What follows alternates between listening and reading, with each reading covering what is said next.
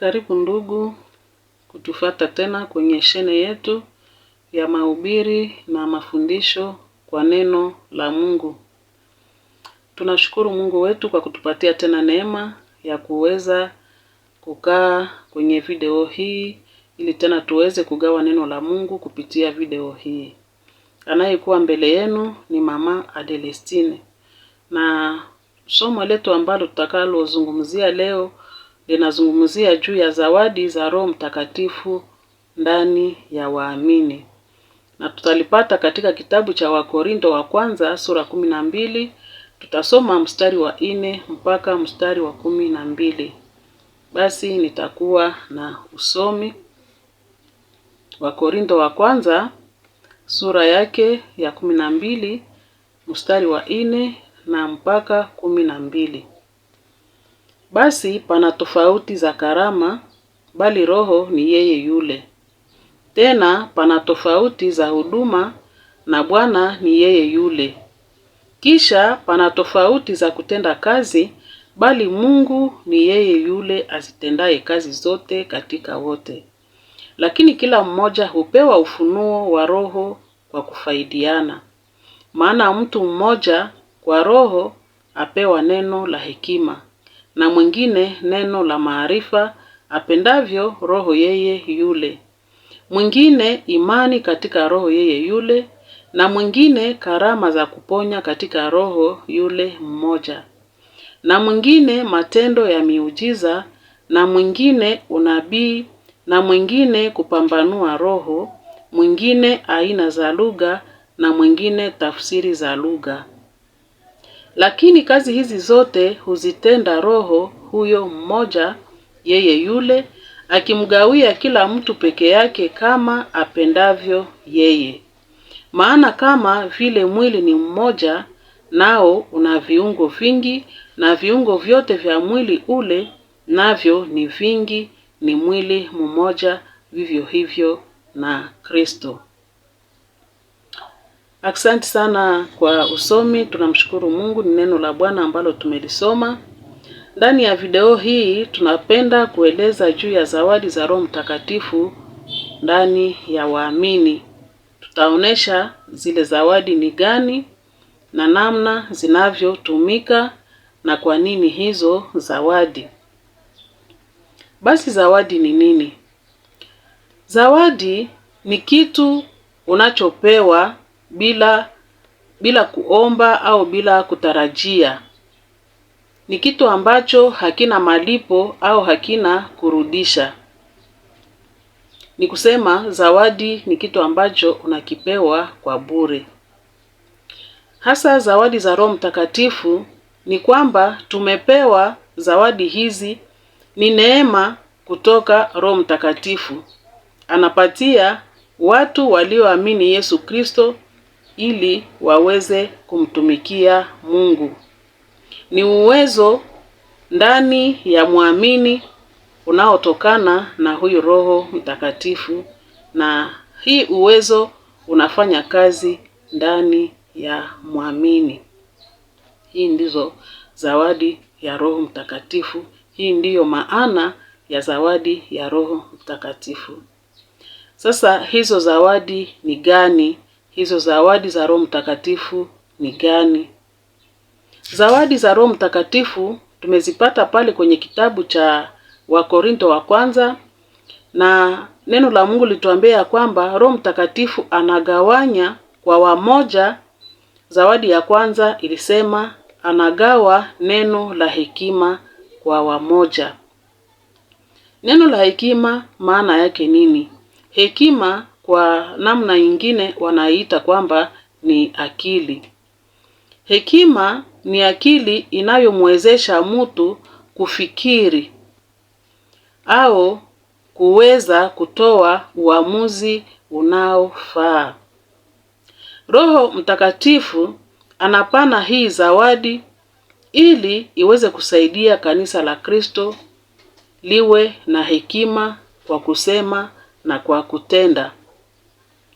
Yule anayekuwa na zawadi ya hekima ni yule ambaye Roho Mtakatifu anamtumia kwa kutoa neno la hekima, kwa kutenda kwa hekima. Zawadi ya pili ambayo tulipata pale katika Wakorinto ni neno la maarifa. Neno la maarifa ni elimu au ujuzi.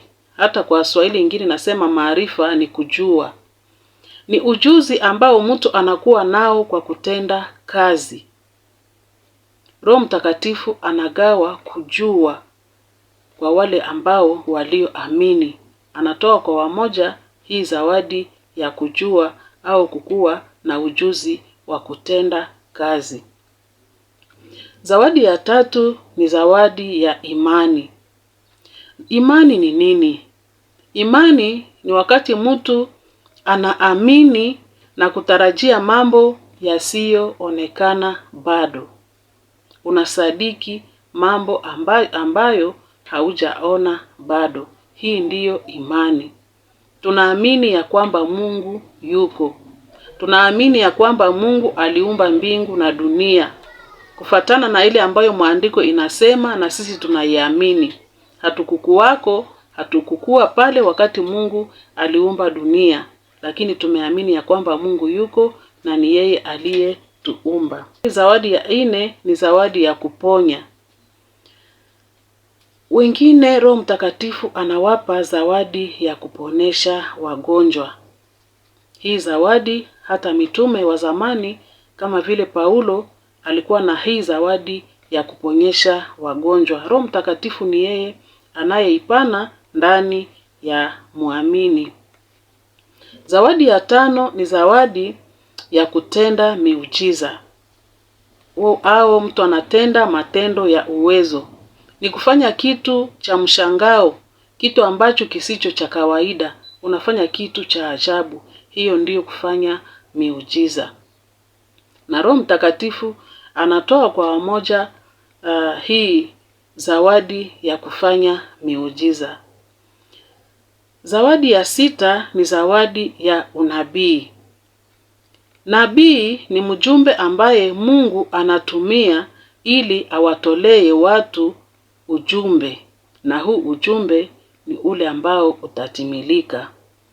Tangu zamani Mungu alikuwa anatumia manabii, na manabii walitangaza maneno ambayo yatakuja na kweli yalifanyika. Ni kama vile unabii wa kuzaliwa kwa Yesu Kristo ulitajwa mbele Yesu azaliwe, na kwa mwisho Yesu akazaliwa. Zawadi ingine ya 7 ni zawadi ya kupambanua roho au kutambua roho. Hii ni zawadi ambayo inajua roho. Roho ambazo zinatajwa hapa si Roho Mtakatifu, lakini ni hizo roho za watu au roho zinazotoka kwa yule ibilisi, kwa yule shetani. Kwa sababu ndani ya maandiko roho hizi zinaandikwa kwa herufi ndogo, si hiyo roho ambayo inaandikwa kwa herufi kubwa. Roho Mtakatifu anampa huyu Mkristo zawadi ya kufunuliwa. Anamfunulia hizo roho za mashetani au roho za mapepo au roho zinazotokana na watu zisizo roho za Mungu. Na tutakumbuka kwamba katika kitabu cha Matendo sura 13 mstari wa 6 hadi wa 11, hapo kulikuwa mtu mmoja ambaye alikuwa anafanya kazi, na watu wengi walifikiri anafanya kazi kufatana na uwezo wa Roho Mtakatifu. Huyu mtu ni Barayesu. Huyu watu wengi walikuwa wamemwamini na kufikiri kwamba ni Roho ndiye anatumika ndani mwake. Lakini Paulo wakati alipofika mahali pale, alipoona yale ambayo huyu mtu Barayesu anayoyafanya, alikemea huyu pepo na alimwambia anafanya mambo kwa pepo za mashetani. Hizo zilikuwa roho za mashetani zilizokuwa ndani yake ambazo zilimwezesha kufanya mambo aliyokuwa akiyafanya. Hivi kuna wale ambao Roho Mtakatifu anawapa hii zawadi ya kutambua huyu ni roho wa kweli au huyu ni roho wa mashetani. Zawadi ya 8 ni zawadi ya kunena kwa lugha. Kusema kwa lugha ni kusema unasema kwa lugha ile ambayo usioijua. Na utakutana wa mitume walitumia hii wakati walipojazwa na Roho Mtakatifu. Roho Mtakatifu aliwapa kunena kwa lugha, na wote ambao waliowazunguka walikuwa nasikia kila mtu kwa lugha yake. Ilikuwa lugha isiyokuwa yao, lakini walisema kwa hiyo lugha. Zawadi ya 9 ni zawadi ya kutafsiri lugha.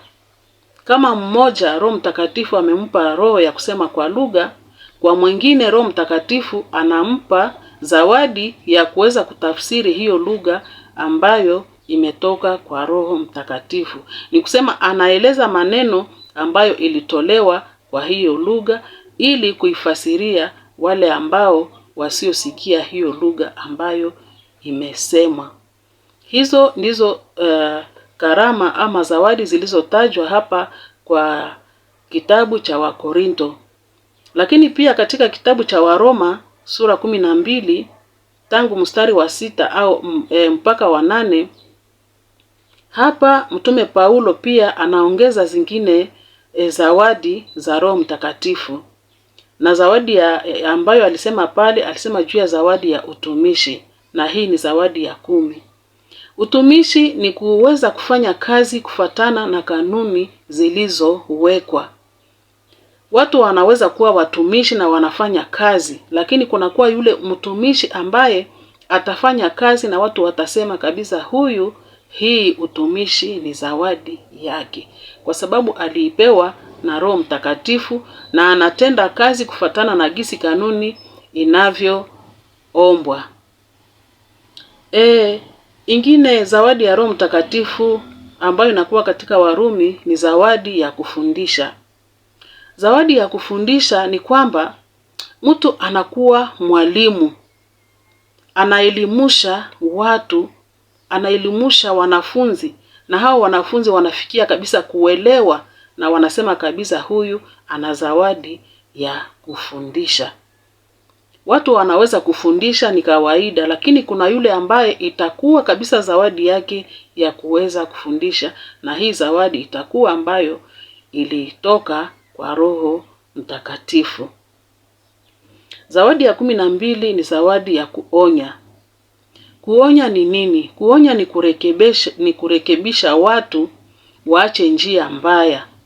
Alafu wewe ambao unakuwa na zawadi hii, unakuja na unasema na huyu mtu ambaye iko katika njia mbaya, au unaona jambo fulani ambalo halitaweza kujenga kanisa, alafu huyu anayekuwa na hii zawadi anajua kabisa kutoa maonyo, na ile kuonya kwake itaweza kusaidia yule ambaye amepewa haya maonyo na anarudia kwa njia ya usawa. Roho Mtakatifu anatoa hii zawadi ya kuonya ili iweze kusaidia kanisa, na watu wanaelewa huyu ambaye anayekuwa na hii zawadi. Zawadi ya 13 ni zawadi ya kutoa. Zawadi ya kutoa, Roho Mtakatifu anaitoa kwa Wakristo, kwa muamini. Kutoa ni kufanya nini? Ni kupana kwa mtu mwingine. Watu wanaweza kutoa, lakini kuna yule ambaye anatoa isiyokuwa ya kawaida, na utakutana huyu wanaosema kabisa huyu ni zawadi ya kutoa. Mtu ambaye anayekuwa na zawadi ya kutoa ni yule ambaye anatoa isiyokuwa ya kawaida. Zawadi ya 14 ni zawadi ya kusimamia. Kusimamia ni kupewa mamlaka ya kuongoza watu au kundi la watu. Unaongoza wengine kama inavyostahili, kama ilivyotakiwa. Kusimamia ni zawadi. Kuna mwingine anaweza kusimamia lakini atashindwa kusimamia, lakini yule ambaye ni zawadi atasimamia kwa uongozi wa Roho Mtakatifu, na hii italeta mafanikio. Hii ni zawadi ya Roho Mtakatifu. Zawadi ya 15 ni zawadi ya kurehemu. Roho Mtakatifu anatoa hii zawadi ya kurehemu. Kurehemu ni sawa vile kusamehe, jambo ambalo linawezekana kwa Mungu mwenyewe, lakini pia Roho Mtakatifu, kwa sababu kanisa linahitaji hii zawadi, anatoa hii zawadi kwa waamini kusudi iweze kutenda kazi katika waamini. Unakuwa na hii zawadi ya kurehemu, unaweza kusamehe, unatenda wema, unakuwa na neema, unakuwa na ile zawadi ya kuhurumia, unakuwa na zawadi ya kurehemu watu wengine. Ni zawadi. Hizo ndizo zawadi ambazo tulipata katika maandiko, na ni zile ambazo tunaona zinatenda kazi katika kanisa. Alafu kwa nini Roho Mtakatifu anatoa hizi zawadi? Katika kitabu cha Waroma sura 12 mstari wa 3 mpaka wa 8 nitasoma: kwa maana kwa neema niliyopewa namwambia kila mtu aliyeko kwenu asinie makuu kupita ilivyompasa kunia. Kwa Swahili ingine inasema asiwaze kujisifu kupita ilivyompasa kuwaza, bali awe na nia ya kiasi kama Mungu alivyomgawia kila mtu kiasi cha imani. Kwa kuwa kama vile katika mwili mmoja tuna viungo vingi, wala viungo vyote havitendi kazi moja, vivyo hivyo na sisi tulio wengi tu mwili mmoja katika Kristo, na viungo kila mmoja kwa mwenzake. Basi kwa kuwa tuna karama zilizo mbalimbali kwa kadiri ya neema mliopewa, ikiwa unabii, utoe unabii kwa kadiri ya imani. Ikiwa huduma, utuwemo katika huduma yetu. Mwenye kufundisha katika kufundisha kwake, mwenye kuonya katika kuonya kwake, mwenye kukirimu kwa moyo mweupe, mwenye kusimamia kwa bidii, mwenye kurehemu kwa furaha. Hizi ndizo zawadi ambazo zinaongezeka pale katika kitabu cha Warumi. Ni kusema kwa nini hizi zawadi ambazo Roho Mtakatifu anatoa. Hizo zawadi Roho Mtakatifu anazigawa kama anavyotaka. Kwa sababu ndani ya mwili wa Kristo watu ni kama viungo vya mwili, na kila kiungo kina kazi yake. Hivi watu wote katika mwili wa Kristo hawawezi kuwa na kazi moja.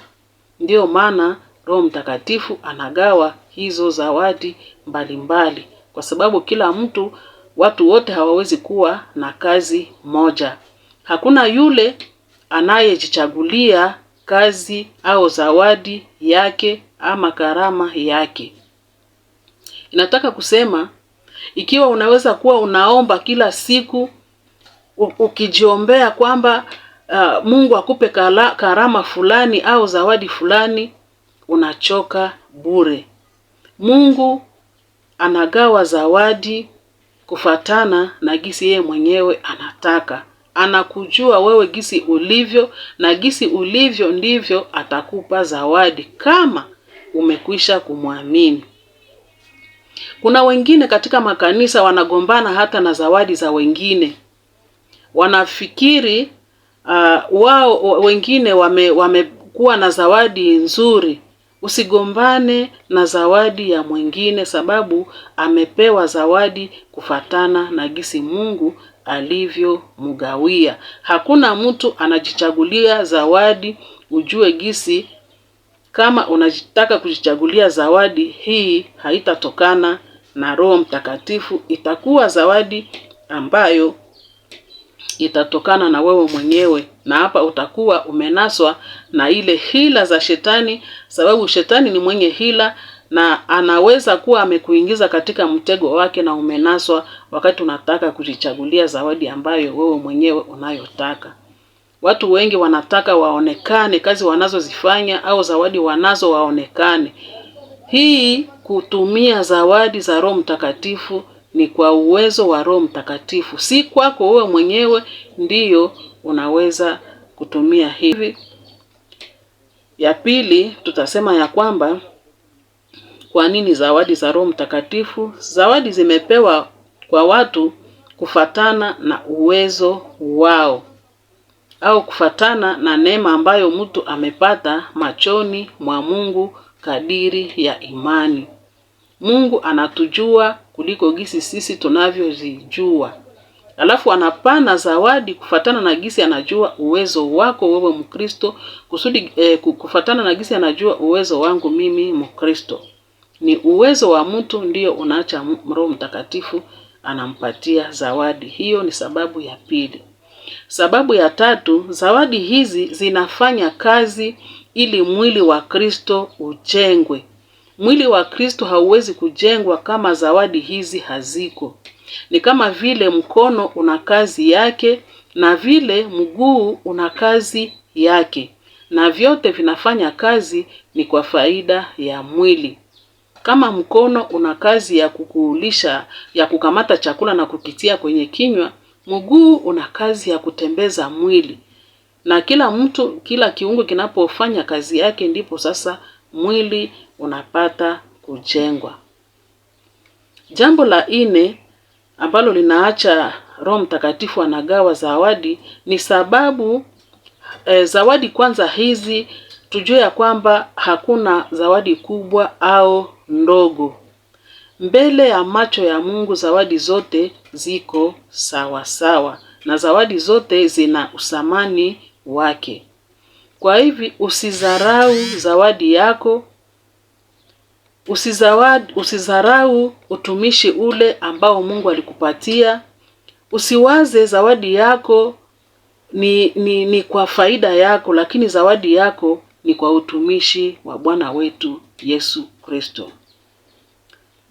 Ni kusema zawadi unayokuwa nayo ni sawasawa na zawadi ambayo mwingine anayokuwa nayo, hata kama ni tofauti, lakini yote ni kwa ujenzi wa mwili wa Kristo, na sisi sote tu watumishi wa Bwana Yesu Kristo.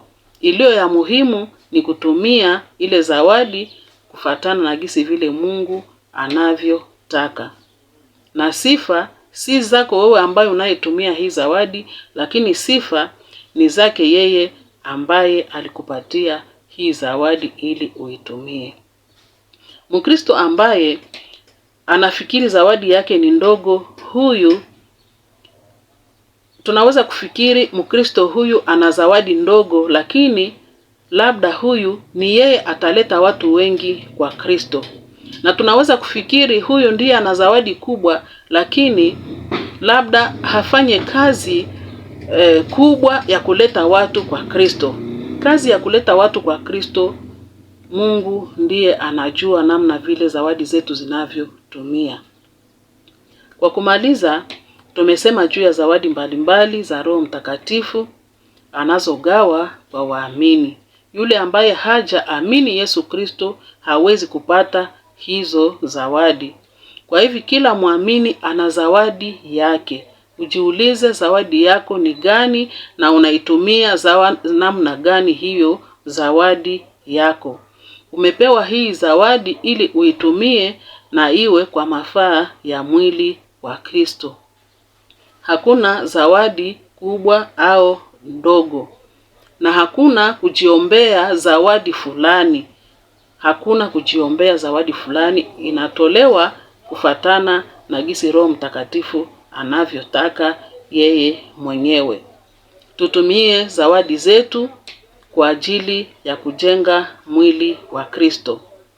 Kama wewe hauna zawadi, ujue ya kwamba labda haujamwamini Yesu Kristo.